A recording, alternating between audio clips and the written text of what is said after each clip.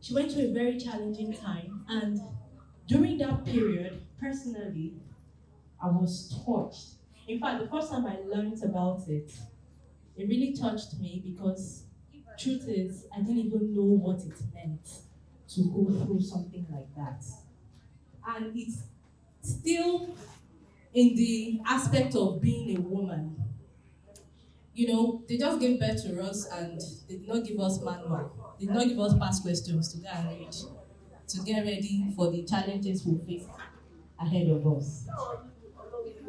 This person that I'm about calling on stage right now is no other person than Oriyomi Sanusi.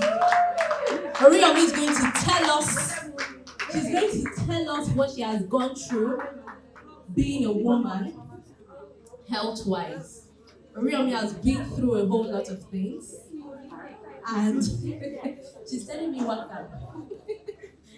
She has been through a whole lot of things, and she wants to share her experience so that we can learn from her, one or two things from her. So, ladies and gentlemen, sorry, apologies, ladies and ladies, please make welcome Oriyomi Sanusi.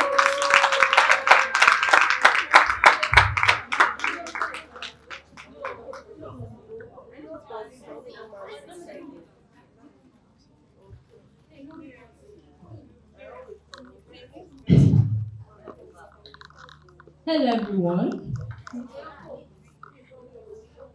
Yomi, you see this particular mic, me, I go work am because I know say if I give you, go talk reach 10 years to come. But we're going to take it one after the other.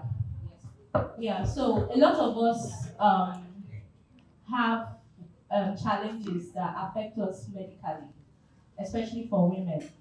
There are some health issues that we go through that we don't talk about.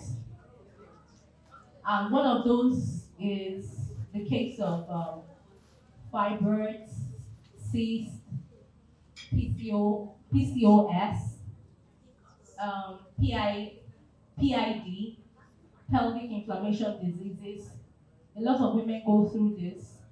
In fact, they go through terrible menstrual cycle every month. And the truth is, they don't even know the implications of these things and how it affects them. But here, Oriyomi is a survivor. Yes. So please, girl, tell us what are these health challenges? Okay, good evening, everyone. Um, as women, I would say that for her health, a lot of things are happening to her that people do not really understand what it means to be a woman. I read a quote somewhere and it relates to us a lot, where somebody said that a woman is only safe for a week, and which is the typical truth. We have our ovulation week, we have our menstrual cycle week, we have another week where our body is preparing for the next cycle, and then we have just 1 week where we are free. So it tends to affect our mood and so many other things. However, women experience a lot of illness that we don't get to talk about a lot these days, ranging from PCOS, fibroids, cysts, ovarian cysts, and so many other things. And I would like to talk about one aspect of it today, which is the fibroid that women have. I would say more than 60 to 70% of, will I say black women or African women now have fibroid. And fibroid is not even just about your age anymore. It's just something that happens to you. I have experienced and I've been in a place where a 13-year-old was operated for fibroid. That's how bad it is. And I will be using myself as an example. I have had fibroid surgery done twice already. The first time I had my fibroid surgery done was 16 years ago. It was 16 years last year. And I was just a young girl who didn't understand what was going on with my body. I would bleed profusely. I would have so much pain that, you know, everyone around my house was just worried.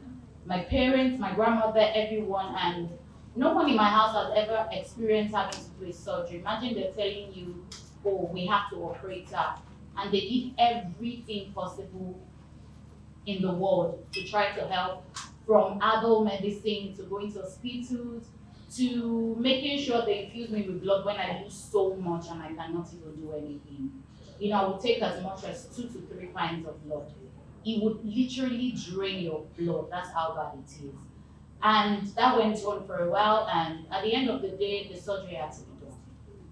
It's either your life, it's a life and death situation, I would say. And then that happened, but I felt like someone who was free and I didn't take care of my health. There are so many things we take for granted as women. All the things we eat, our diet, exercising. There are things that are very important. However, that's 16 years, 10 years along the line, or should I say 9 years, I was just having my routine checkup. And then I found that it was back again. And this time around, it wasn't just one, there were multiples of them.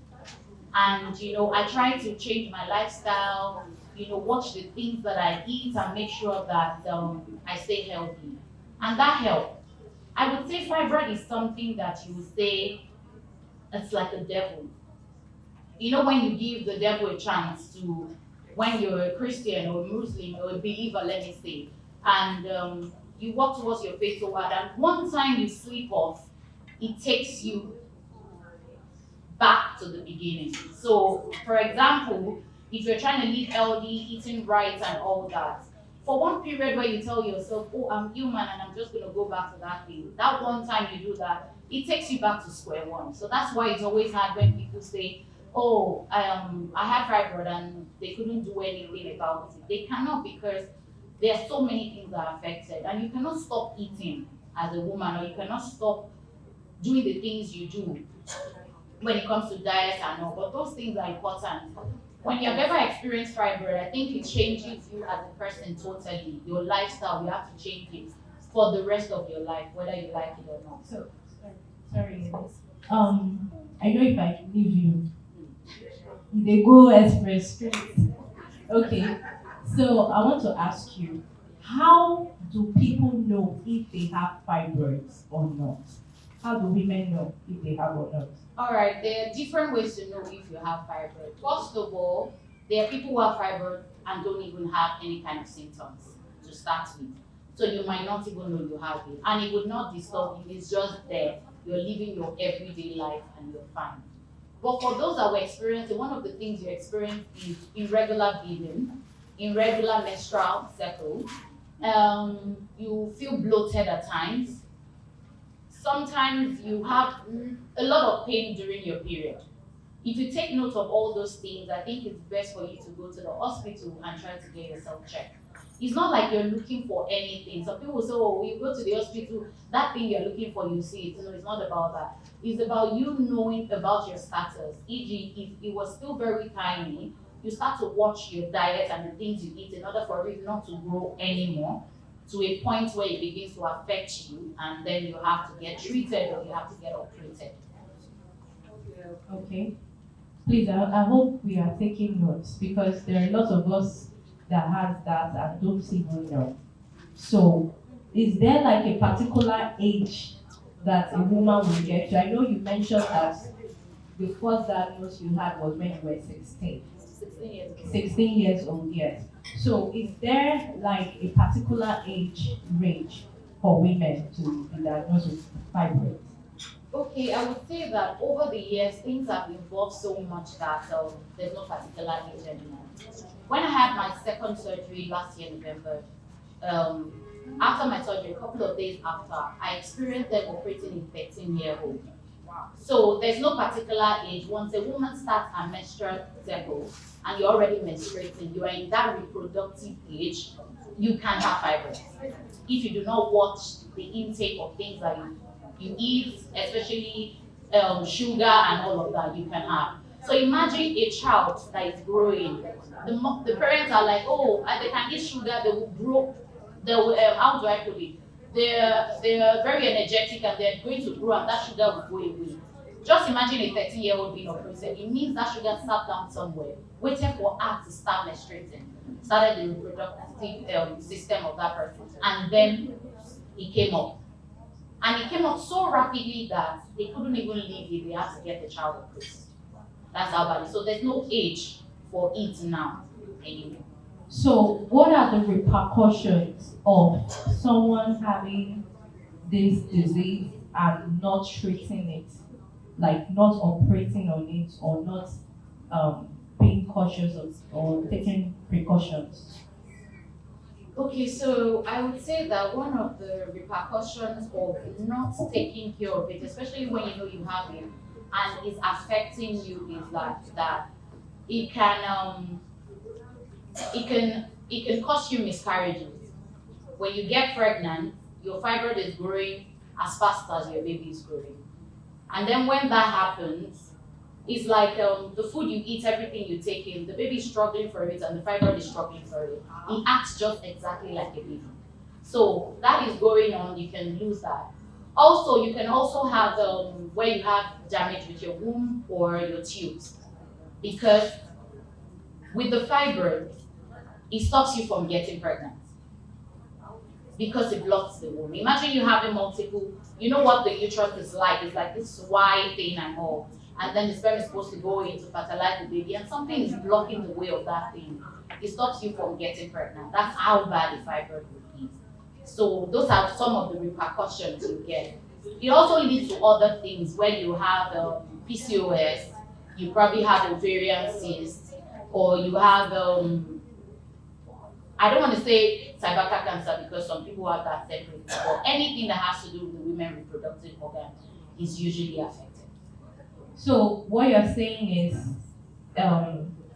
fibroids can result to cyst, PCOS, and other diseases. Yes, because can someone have all of this together going on? I wouldn't say that someone can have all of this together going on, but you can have one or two of it going on at the same time.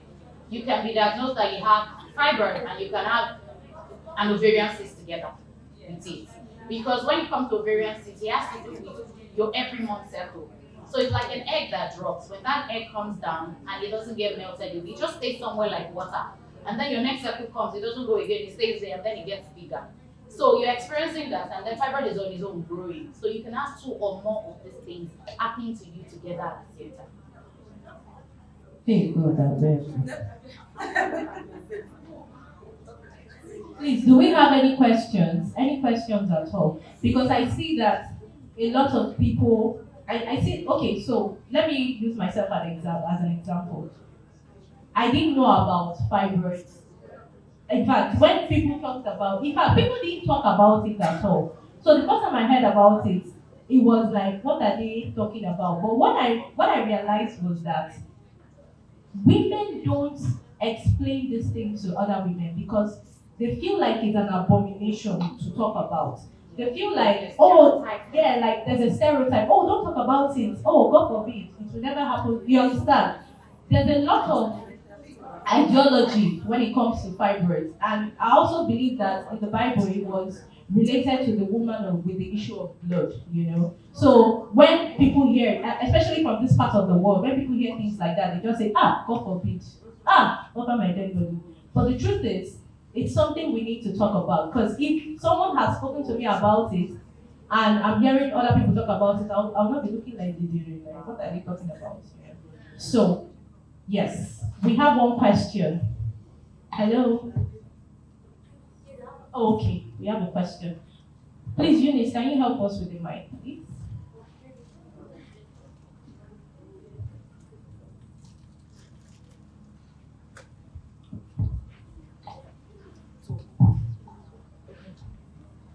Oh, sorry. So,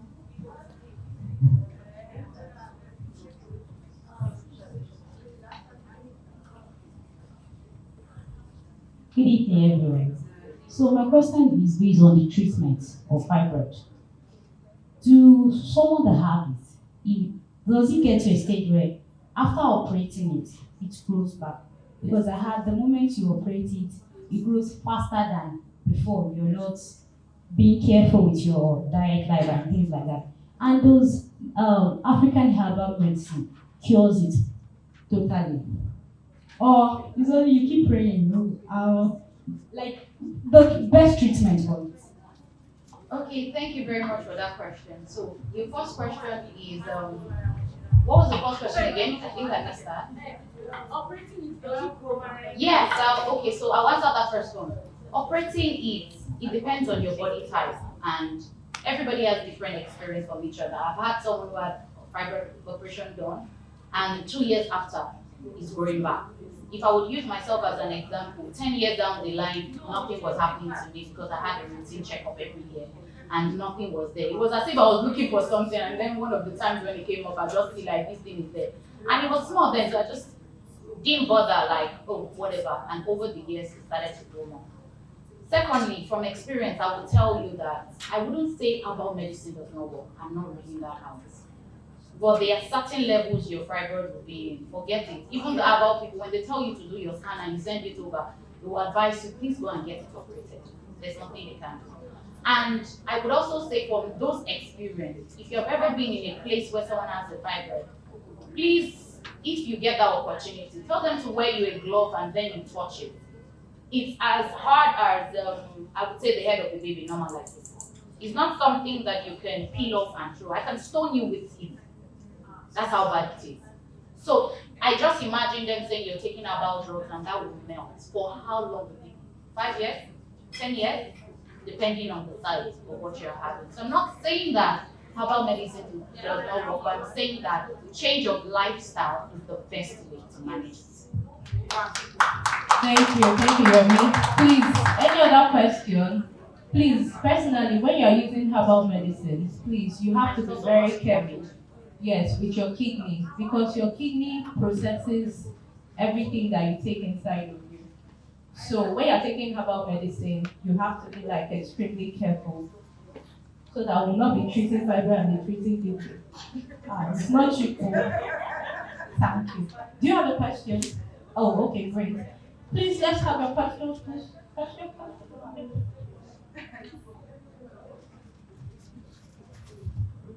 Thank you for this opportunity. And thank you, Mommy Maria, for inviting me. I'm not a star, but trust me, I enjoy myself and all the question and answer. Like, I learned so much from this today. Thank you so much. I appreciate rather single.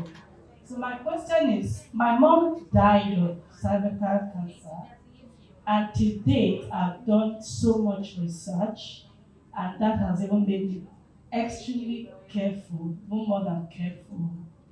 And I still don't know what causes it, despite all the research, even asking doctors, because her own came just a period of 6 months and she was gone. It was so aggressive and said it was, I think, the last stage. So there was no sign, nothing. Just one day, her period came and we said, we thought maybe you stopped seeing period. How come you're not seeing period? And the period refused to go. So after like a month and 2 weeks, we asked her to go to the hospital and do a check.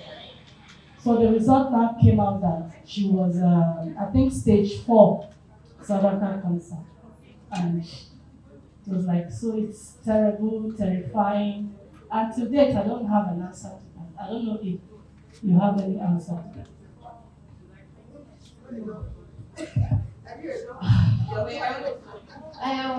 I really do not have much to say, but I would say that because of fibroid, I've taken time out to do research. If I say there are some things about that I have knowledge about for the last 16 to 17 years of my life, because I just wanted to know what was going on with my body. For cervical cancer, I would say it's just like every other cancer that sometimes you don't show symptoms until it's too late. That's what I would say happened to her.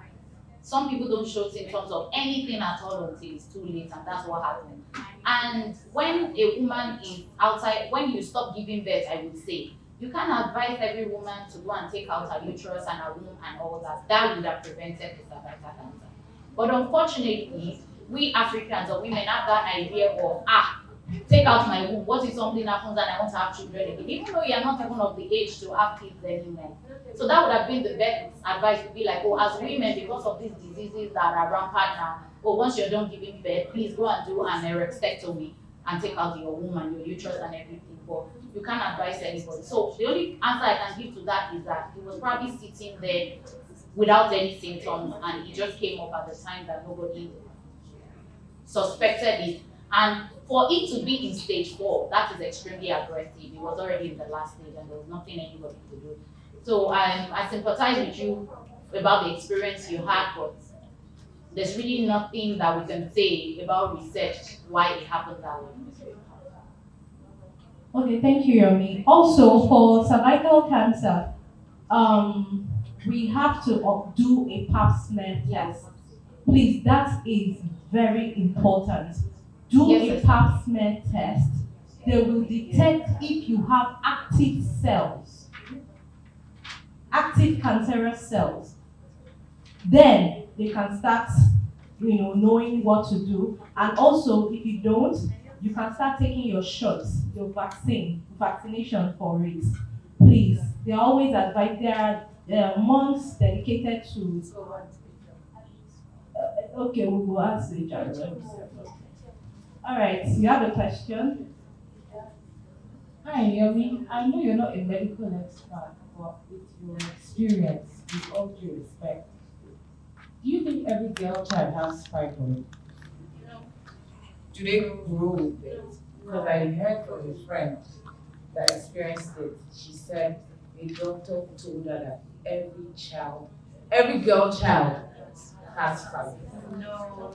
Until you're giving birth stage, it starts to grow. Did you hear anything like that? That's why we feel we need to have an experienced doctor here. But with your experience, what do you think? Or has anyone told you anything about that? Yes, I've heard that before. People say, oh, you grow with it. But to tell you the truth, medically, there's nothing like you grow with it. The thing is, we cannot say this is the reason why fibroid comes. First of all, I forgot to mention the fact that it's hereditary.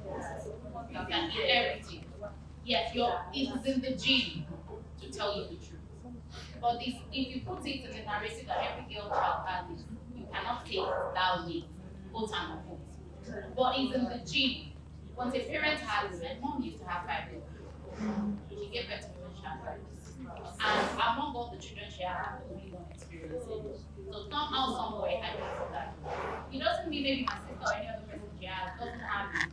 It's probably lying low somewhere and it's not active. I don't say, because I really don't have the experience in that every girl child has it. I don't really say that, because saying that is, I don't want to say it's tautology or something, but it doesn't really sound right to say every girl child. However, with the kind of food and the lifestyle that we live, you can help those things. It's just like every other disease like cancer and all that. Cancer, you don't know the reason, but there's other illness that the things you do and the lifestyle you do help that thing to. That's I think she was. You almost said it all, but really, fibroid is unknown. But like I've been told, and I just opened my book to confirm, it's either genetic, hormone, a lifestyle factor. But one thing with us Nigerians, we are afraid of hospital and medicals. If you've attained a particular age, it is advisable to always do your medicals.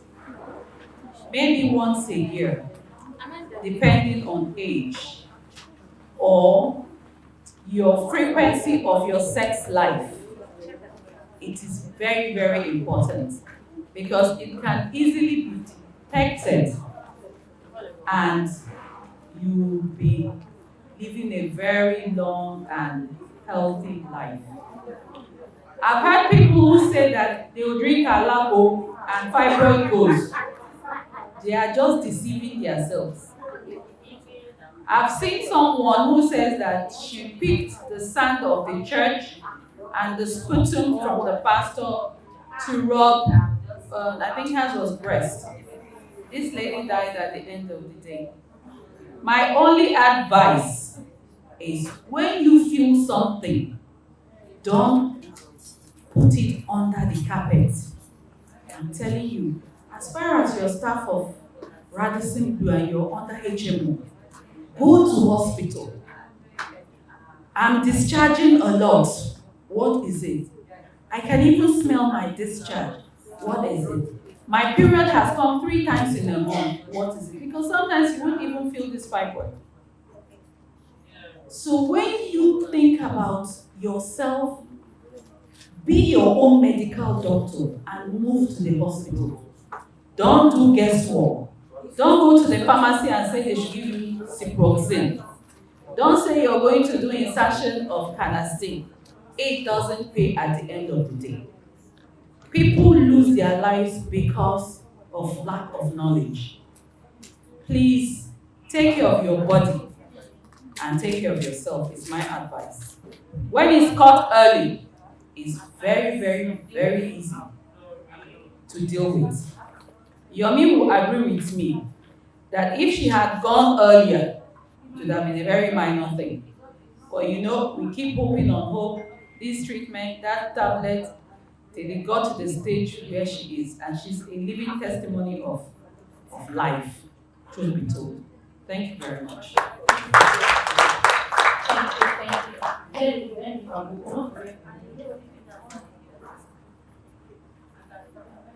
I'm proud of you as a survivor.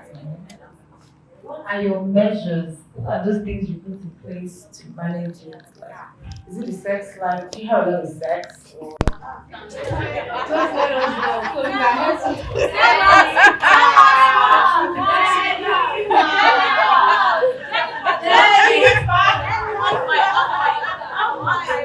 Sorry, I had to stand up. I'm reason for standing up is that.